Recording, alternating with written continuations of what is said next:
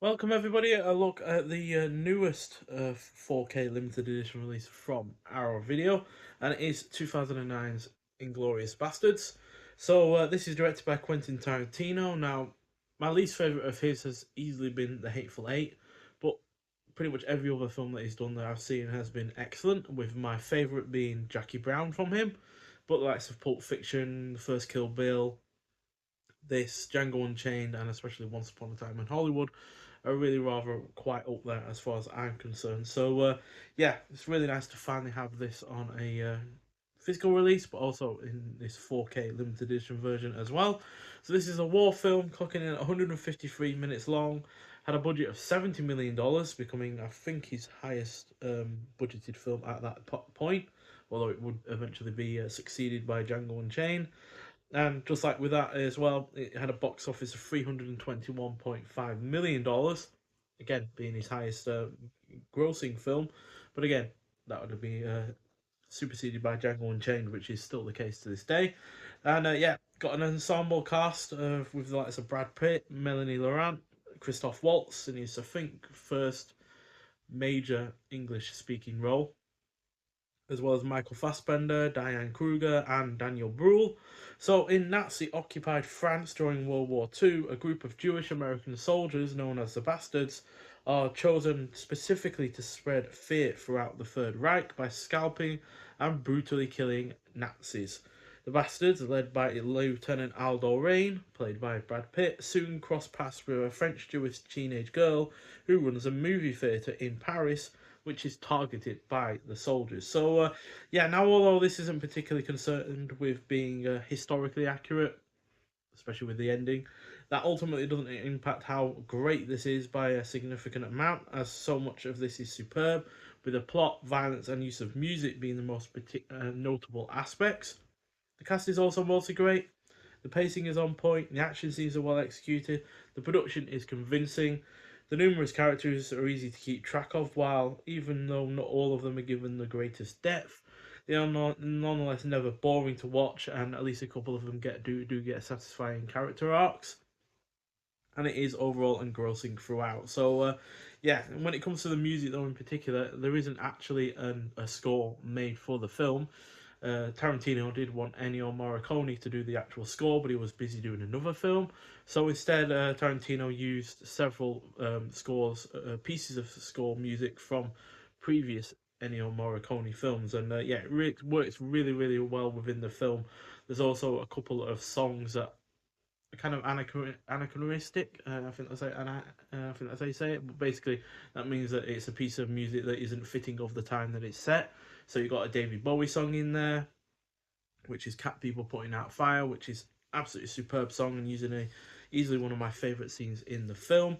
So yeah, the music works really well, but then you've also got the plot, which is interwoven between these two separate groups. You know, you got the cinema uh, owner and her boyfriend, and the fact that she's being accosted by Daniel Bruhl, who's a highly decorated Nazi soldier, and then you've got the Christoph Waltz, mingling between both groups as well, and then you've also got Brad Pitt with his bastards, and then you got Michael Fassbender's group as well, which are trying to infiltrate France and take out all of these Nazis officials that are attending a cinema gala to celebrate a film that Daniel Bruhl's character stars in. So, yeah, it all works really, really well to be honest, and yeah, just like I said, despite all of those numerous characters, it never gets confusing whatsoever, and that is because I think those characters are really rather distinct to one another. Now, like I said, not all of them get a huge amount of depth or even screen time. Most of the bastards don't get a huge amount of screen time. Eli Roth is weirdly highly credited in the cast lead, but he barely says a word in the film, to be honest, and he's only got really one, maybe two notable scenes. Yeah, it is a little bit strange in that regard, but I think overall it does work. And yeah, if you were to give a great deal of characterization to every main character in this, then yeah, it'd be a hell of a lot longer than 2.5 hours or thereabouts. Yeah, I really like the slipcover that it's got going on for it. It's not a hard box or anything like that, but what is a hard box is the what the film case, the booklet, and the poster come in, and it is basically a a war cabinet file about Operation Kino, which is the operation that Michael Fassbender, Diane Kruger, and such are taking part in, alongside what the bastards are doing. So it's really nicely done. There's nothing on the side or the back outside of some copyright information, but still, it's a nice little extra and a little bit of an Easter egg in terms of the actual release. Then we've also got the booklet as well, which is set up like a magazine basically, since it is a very cinema literate kind of film, as are a lot of Quentin Tarantino films.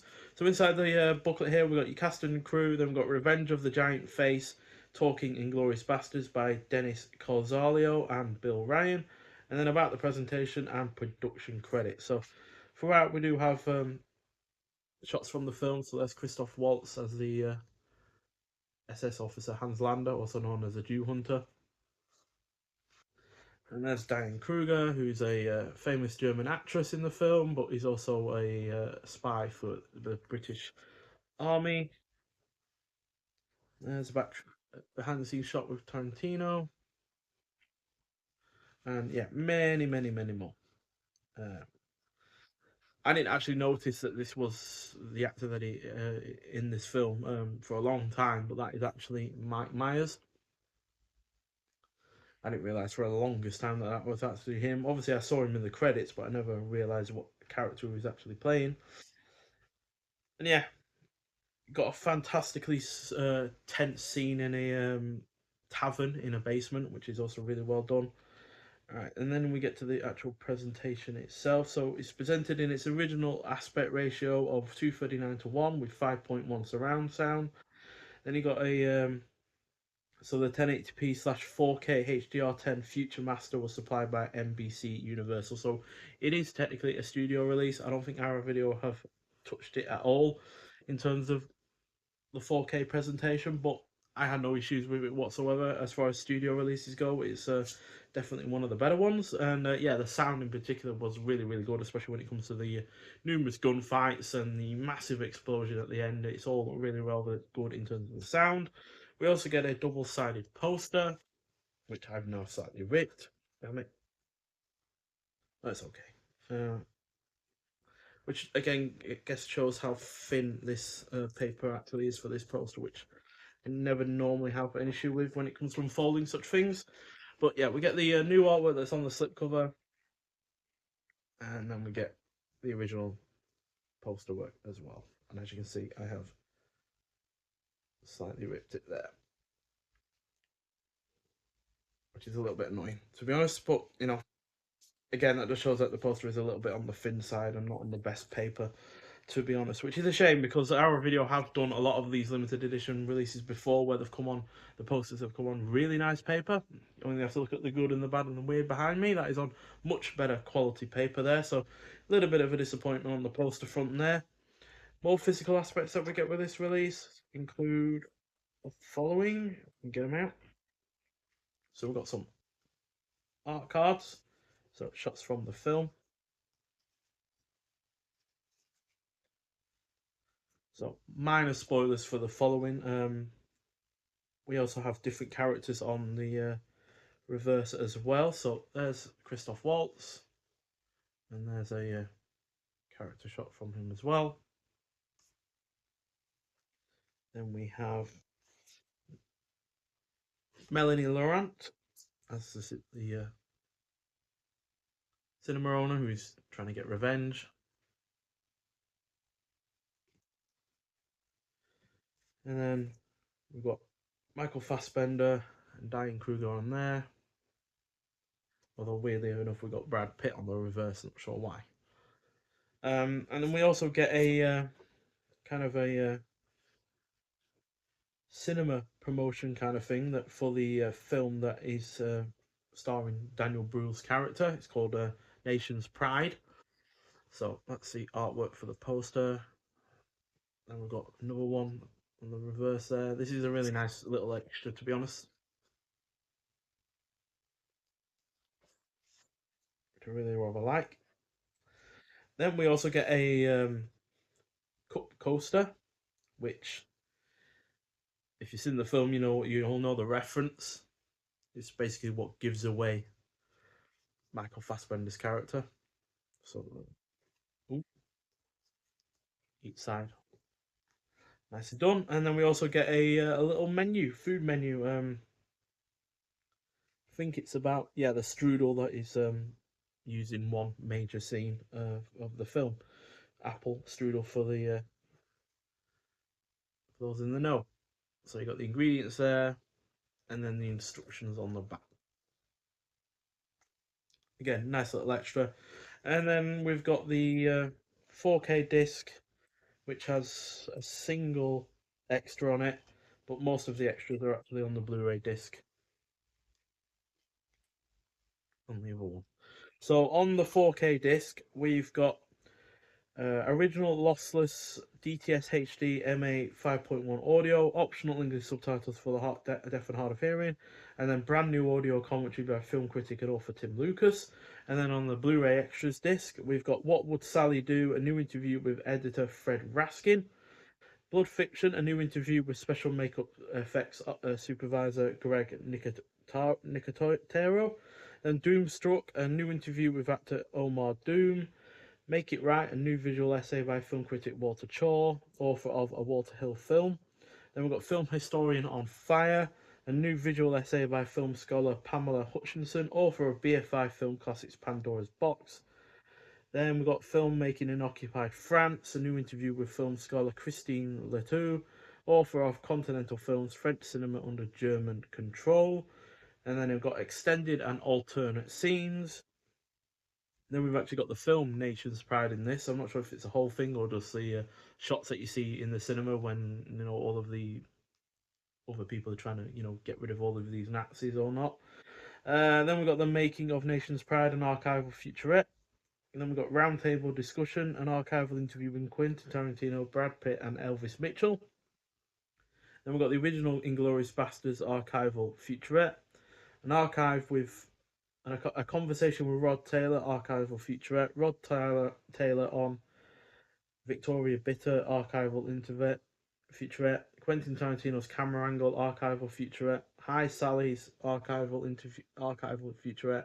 Then we've got film poster gallery tour with Elvis Mitchell, archival featurette, and trailers as well. So yeah, fairly comprehensive release there.